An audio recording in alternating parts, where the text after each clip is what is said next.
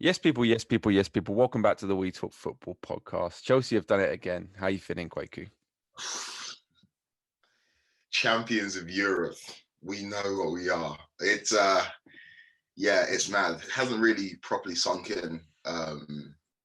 When the final whistle went, obviously it lost my mind, but I don't know what I was expecting or how I was expecting to feel. I know exactly how I felt in 2012. It was a very different circumstance.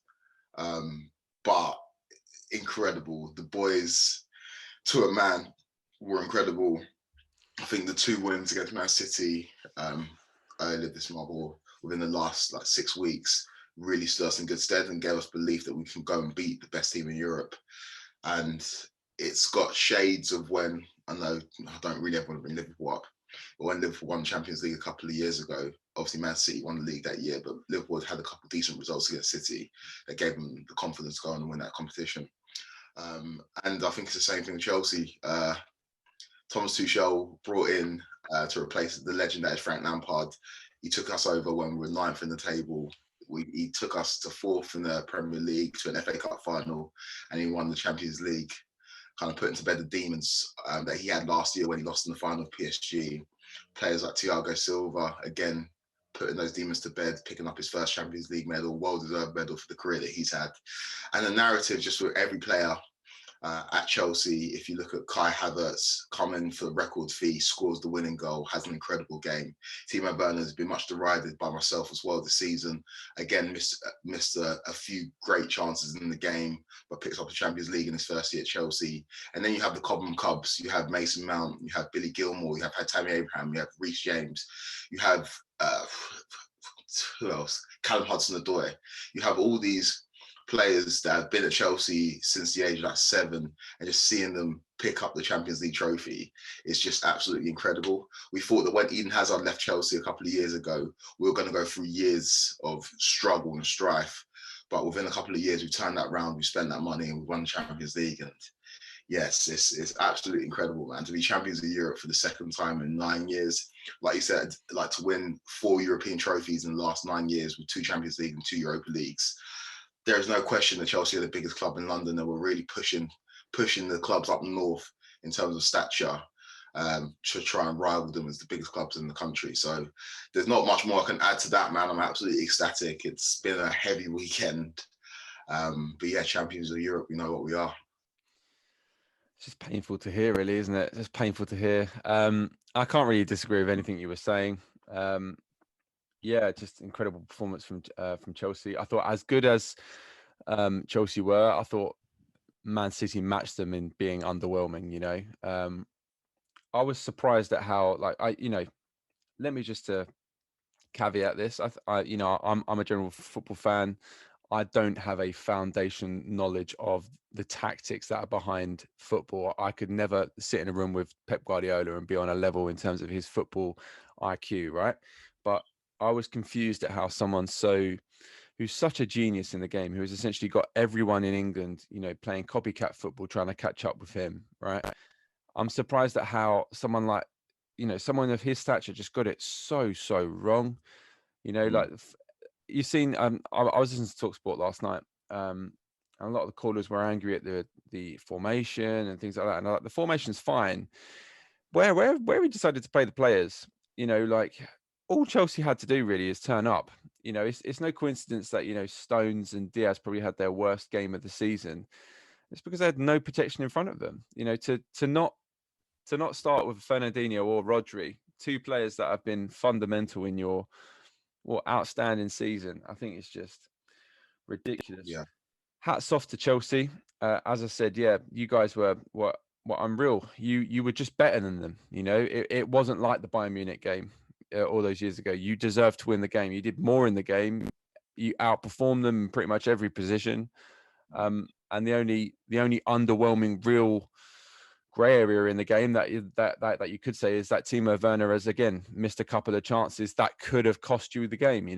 But other than that, it was great game to watch. I think we spoke off camera. First half was thrilling.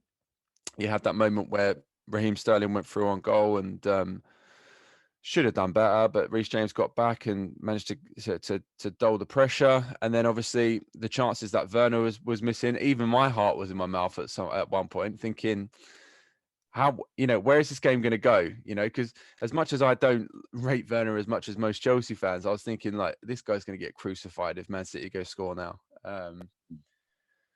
But yeah, I think it was just a game, as I said, where Chelsea were as good as Man City were awful. Yeah. Well, with it, I feel like Pep's going to get a lot of flack because of the way his team performed in his Champions League final.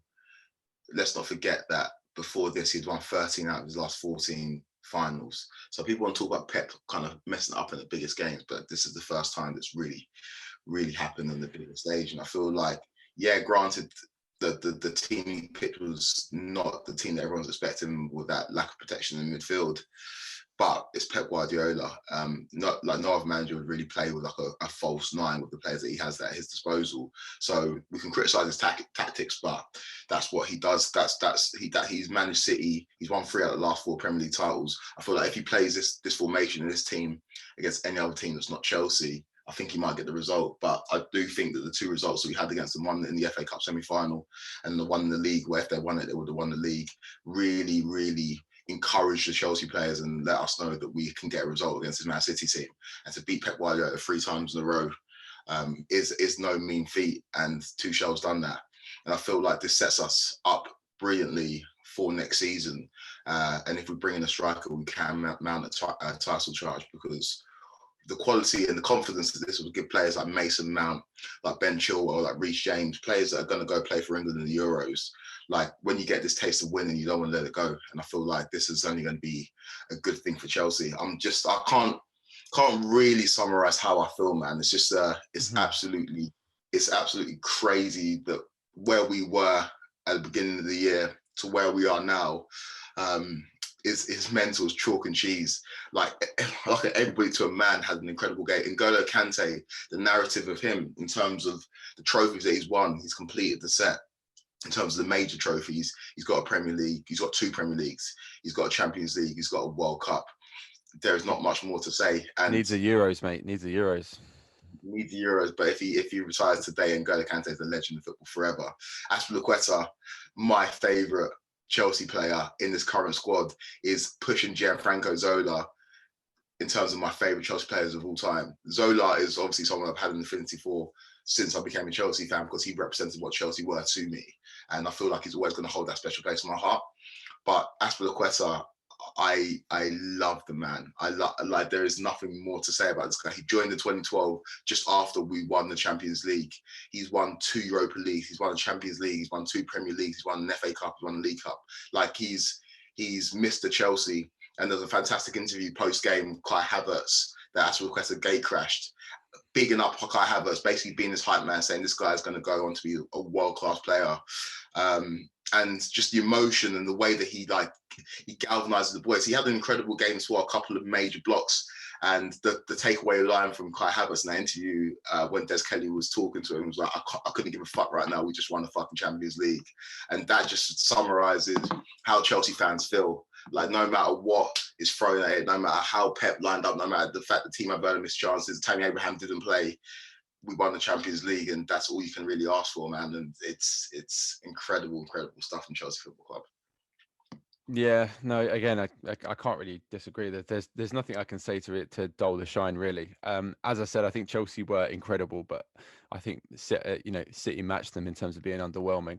And as much as you want to bail Pep out, because he's won his last however many finals, and this is the first one in however long, my point is in the Champions League, Man City have fallen short for the past 5 years. Well, in their entire history. Since Pep has been there, he's made questionable decisions at important times during the Champions League, and this isn't the first time it's happened. That was all I was saying. It almost showed like an arrogance from Pep Guardiola, where he was trying to be more clever than everyone, and it always seems to be his detriment in the Champions League.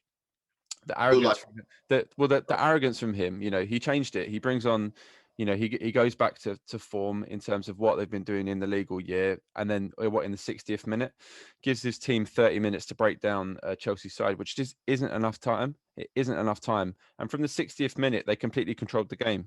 They lived in your half. You know, it was just yeah, just underwhelming. Underwhelming.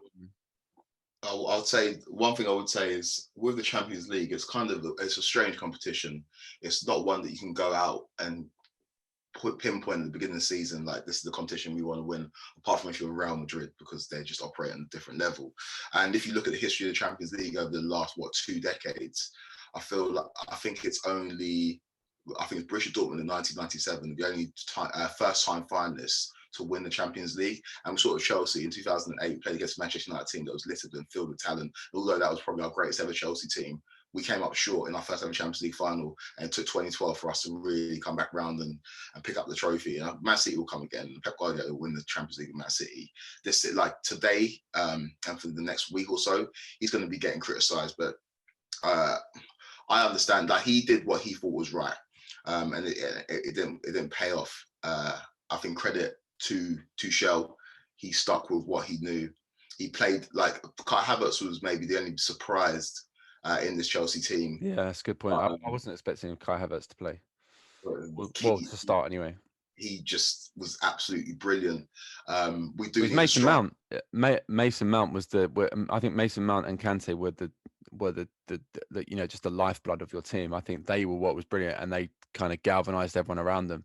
Kante, even like in the 80th minute and 85th minute, he's still mopping up in front of your box and, like, you know, offloading the ball.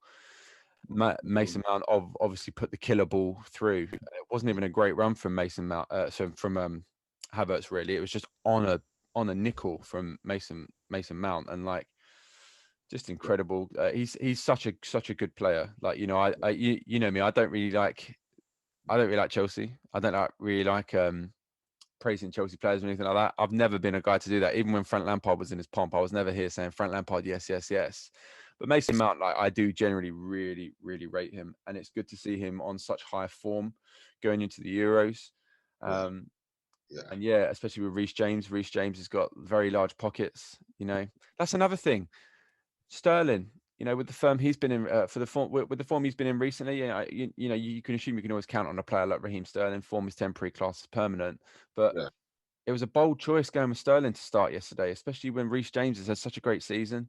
And, you know, I think Reece James was just on a different level. He had, like I say, Sterling in his pocket. Chilwell was on a different level. He was incredible. Andreas Christensen, he comes on midway through the first half, and he has an incredible game. I wasn't worried for you. I wasn't worried for you when Thiago Silva went off, because I know, like, you know, joking, it's the imperious Christensen, like that. That's been a thing you've been saying all year. He's been performing at a high level, you know, like, and last night was no different.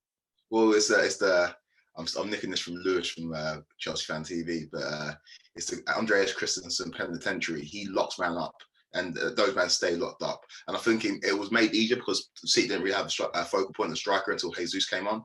But Christensen was incredible. Aspilicueta was incredible. Tony Rudiger was incredible. One thing that we do have to touch on is the Kevin De Bruyne injury, and I feel like that was a massive turning point. As soon as I saw that, I was like, it's going to be our night, because when a player comes off and there's such an outpouring of emotion, you saw him in tears, inconsolable.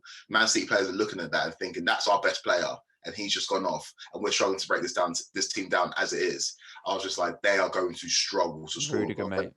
Yeah, Rudiger. And the thing is, like I've said it in recent weeks, I've really warmed to Tony Rudiger, because with Chelsea, I feel like we're a team, and I'm not condoning what, like, if he did do it intentionally or if he didn't do it intentionally. I'm not condoning injury. He did. But like the shithousery involved with Tony Rudiger, in terms of just like he's an expert in the dark arts. We saw it against Atletico Madrid. We saw it against Real Madrid. Like, in a team, we need those players that opposition players don't like, or opposition fans don't like. And Tony Rudiger really stepped up to the mantle, and the shithousery involved in it. And if he did it intentionally, if he didn't, I don't want to speculate, but Kevin De Bruyne going off Man City changed the game as well completely, and they just weren't really going to score when their best player went off in tears. And I feel like that was a massive turn point in the game as well. If he did it intentionally, you don't want to speculate. I don't want to speculate. don't speculate. But yeah, it's just Okay.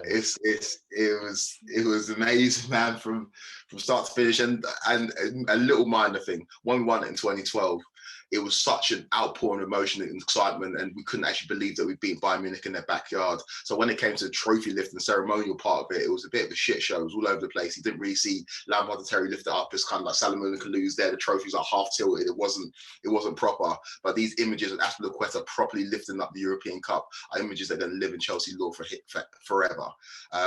It was just incredible to watch. Azpilicueta, like I said, has ascended to a Chelsea legend. A lot of these guys in this team are maybe not at the level there yet, but they will be there in terms of Mason Mount, in terms of Ben Chilwell, in terms of Reece James. And yeah, man, up the Chelsea, it's absolutely ridiculous. I've got a bit of a sore head. But my voice is kind of gone as well. But yeah, not much more to add to that.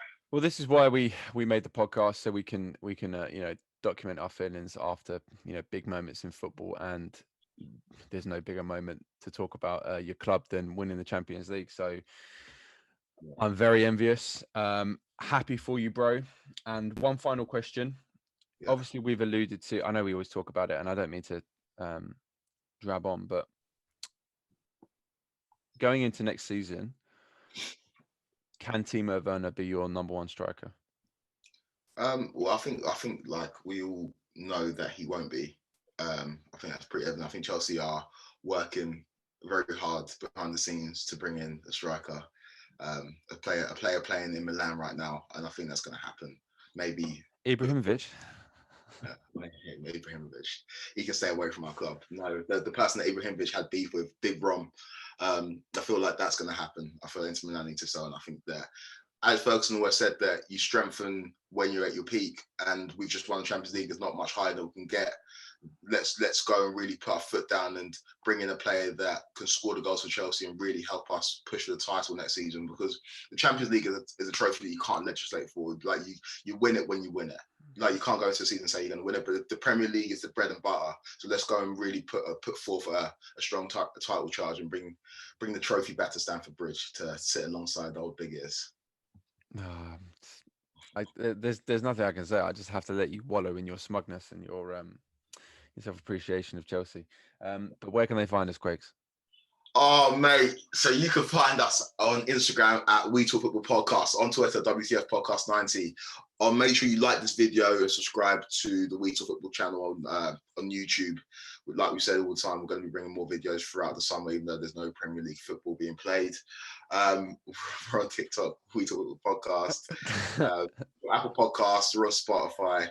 Make sure you keep your eyes peeled and ears pinned for more episodes coming very, very soon. That's it, guys. Catch you next time. Awesome.